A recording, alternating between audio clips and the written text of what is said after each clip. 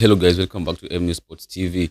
This is where you get all the news concerning Manchester United. So, it was a good afternoon for Manchester United, or good evening for Manchester United after a 4-1 victory at Molineux against Wolves in the Premier League game week 15.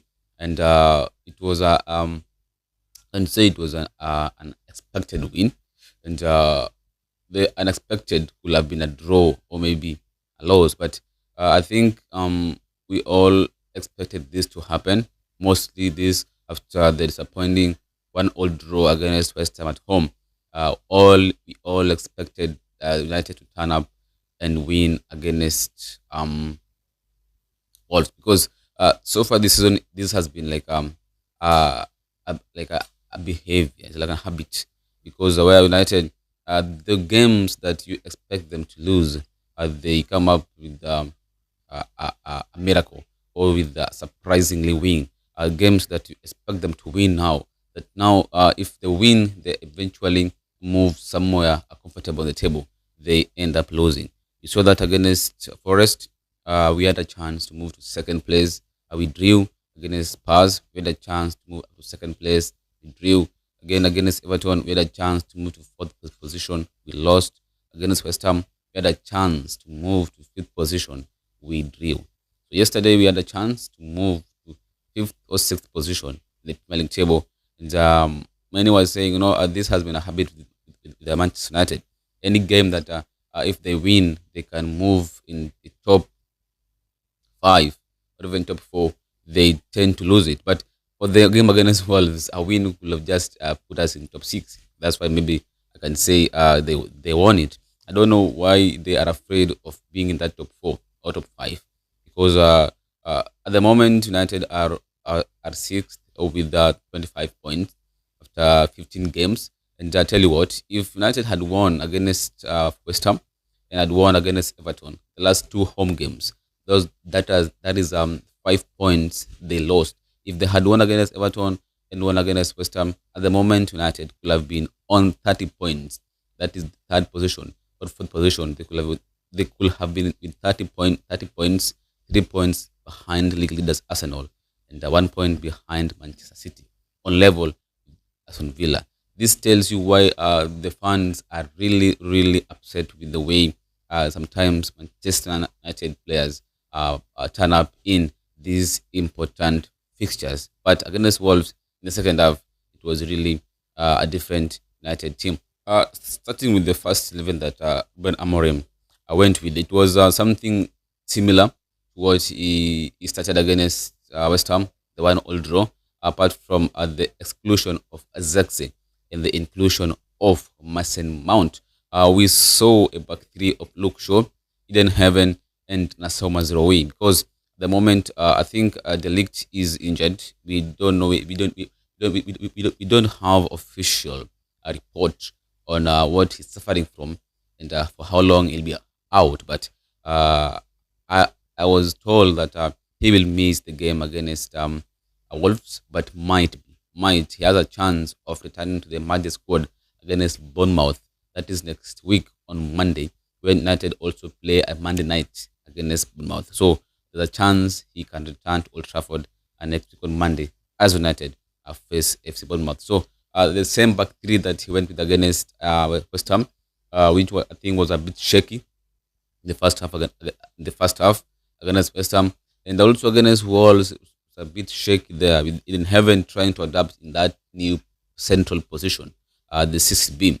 The Luke Shaw was the left centre back, then Eden Heaven was the centre back, and then Mazraoui was the right centre back. So this was the same back three that he went with against West Ham, and he decided to do the same against Wolves.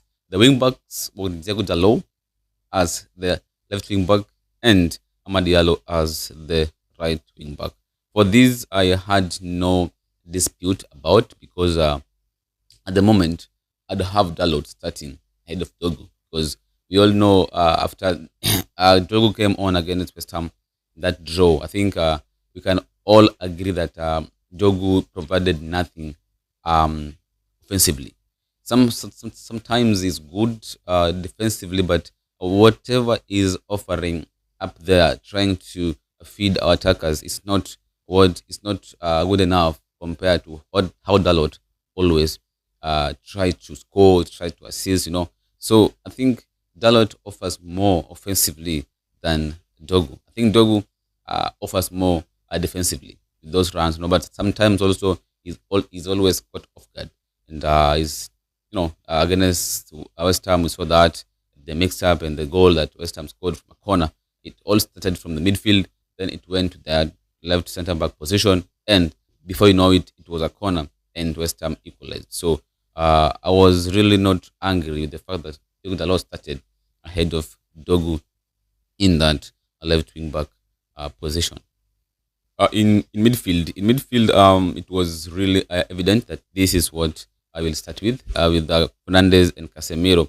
Although many were really hoping that Kobe Menu might start, maybe Amorim decides to push Bruno Fernandez a little bit further in that number 10 position alongside Mbomo, and brings in um, Menu alongside Casemiro, because there were high chances. Even for me, I knew Zagze won't be starting this match, and I had a clear vision that Amorim will start Mateus Cunha as the striker against Wolves. So the player to be included was between Mason Mount and Kobe Menu. If he was to start Kobe Menu, that means Bruno Fernandes would have been pushed to that number 10 position alongside Brand Belmo, and Menu to be dropped down in that midfield alongside Casemiro. But it was Mason Mount who started as the number 10 alongside Brand Belmo, and Bruno Fernandes was lined up alongside Casemiro as his partner so far this season in that deep lying midfield, with Mateus Cunha starting as a striker. So after seeing this lineup, I thought that United is going to have an easiest game, because looking at Wolves' first 11, the only player I thought could have been a problem was Strand Larsen. And I can talk about Belgrade and Andre, because these players are really, really good. When they also play the same formation as Manchester United. And sometimes we tend to play poorly, or we tend to be the worst when playing with the team playing with a team that's playing our same system. We saw this last season. We flopped against Palace last season, but so far this season we won Palace, who plays the same system as we are. And seeing Wolves playing this formation again, it was going to be a test also. Can we do it again against a team that is playing our system? This team we are playing the same system against. Can we do it again? We did it against Palace. Then we needed to do it again against Wolves. The players I was really worried of were Andre, Belgrade, and Strand Larsen. So after seeing this lineup, I was thinking maybe 4-5 goals, because Wolves have been poor this season. Zero wins so far. I've not scored a goal, I think, since October, if I'm not wrong. But I was thinking of a clean sheet. But it seems Manchester United and keeping a clean sheet is almost impossible. And allowing Wolves to score was really, really pathetic. Also, as expected, the game started on a high note, with Manchester United pushing for the goal. Acuna had chances, Bomo had chances, Bruno Fernandes, as usual, having chances, even though playing in that deep role. Ahmad had a chance, and there was a penalty that the VAR didn't check after Ahmad shot.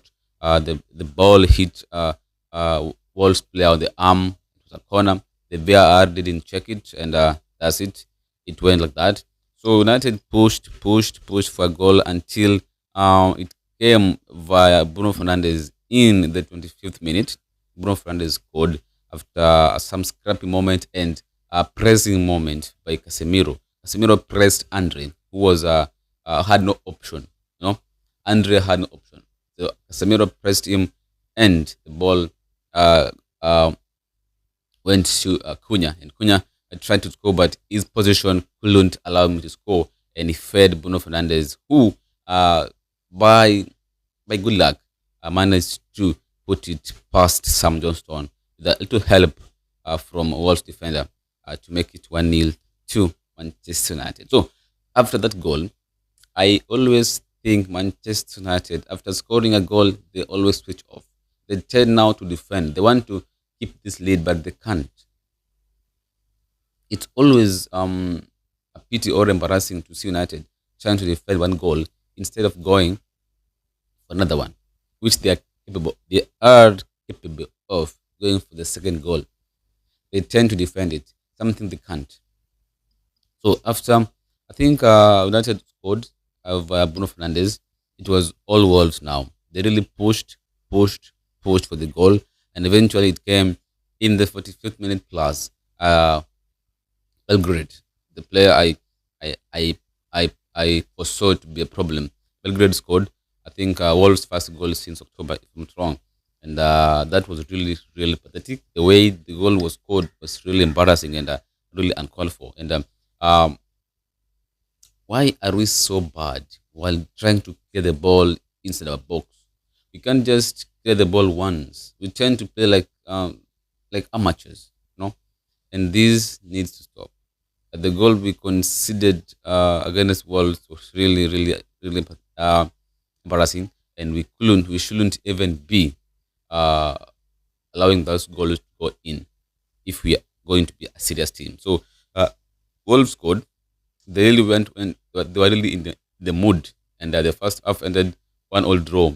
The second half, I was hoping for a chance. I was really hoping we could do better, and we did because Abraham Mbomo restored Manchester United's lead after good football. Can I say tiki-taka 1-2-1-2 in the players and Diego Dalot being really good offensively, assisted Brian Mbomo. Very, very, very unselfish player, Diego Dalot. Because for that player, I think could have gone for the goal. And after missing that in the first half, Dalot, he didn't want to have another miss. So he decided to pass it to Mbomo, who scored it to make it 2-1 for Manchester United. Before that, I think Mbomo had a really poor first half. He really had a poor first half. And even second half, he wasn't really the Mbomo I used to know. But the goal he scored yesterday, Van Mbomo was really poor. And I think maybe the AFCON might be getting into his mind already, but I think maybe when he comes back from AFCON, he'll be back to Mbomo that I used to know 2 months ago, 3 weeks ago. So Mbomo restored Manchester United's lead, and 11 minutes later, Mason Mount scored the third goal to make it 3-1 for United after a lovely pass and a lovely play between Bruno Fernandes and Mount. Bruno Fernandes once again involved in his sixth assist of the season, just one ahead of Ryan Checky in the Premier League so far to make it 3-1. Bruno Fernandes then scored the penalty in the 82nd minute to make it 4-1 to Manchester United. And after the penalty was awarded, there were questions to why why the VAR and the referee did not award Manchester United the penalty in the first half. The same scenario, the same instant, the same scenario. The penalty was awarded in the second half. That happened in the first half, but nothing was done, and there was no VAR intervention. Even telling the referee to go check for himself. So rules needs to be for all the team. If you give this, you must give that. There's no way you're done telling me that the first half was not given and then the second half was given. There needs to be an explanation to that. Consistency in the Premier League when it comes to officiating is really poor, and the FA needs to do something about that. The Premier League, they need to do something about that because it's really painful if you see um, the same or different outcomes in game out. You see this challenge being given as a red card. The next game is a yellow card. This foul is a penalty. This game, next game is not. The following game it is not a penalty. Van Bissaka could have been sent off against West United when playing West Ham at Trafford. The VAR didn't even and the VAR didn't even check it. He was on a yellow card. Then he went on to make that terrible challenge on Dogu. The referee didn't say it, but the VAR, that is why the VAR is here to check on those kind of unnecessary faults, unnecessary challenges, serious faults, and the VAR didn't even call for it. So Abisaka went on freely, and this is what I'm saying. The FA needs to be serious. They need to the officiating needs to be even, all even and fair. Should be consistency, and that is what we all are asking for. So at the moment, United are sixth with 25 points after 15 games, just 2 points ahead of Liverpool. Yeah, 2 points ahead of Liverpool. United are just 1 point below top four, Palace, who have 26 points. Same point with Chelsea. Then United are 5 points below Villa, and can say 8 points below the league leaders Arsenal. So United, if only they can be serious, they could have been number one. But sometimes you wonder why we can't just play like this and win games like this. So far it's a good run. After I think we've been so good